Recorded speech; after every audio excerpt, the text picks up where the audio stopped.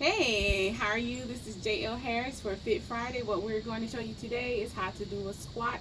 A lot of times, people are plus size, they're real intimidated about doing squats, but it's very easy. You don't have to go down as far as you see other people do. You want to go to your level of comfort or where your knees would do.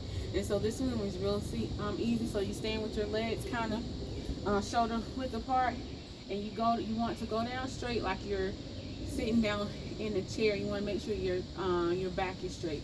So as you go down, you want to go down like this. And so you see I didn't go down very low. And if you want to go down lower, you want to make sure your knees does not come over your ankle or your toes, and keep it.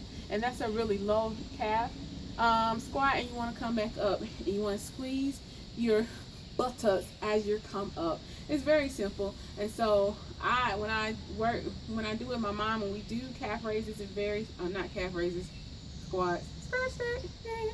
We go like this. We just go down, and we come up. We go down, ow, and come up. That's squats. Welcome to Fit Friday.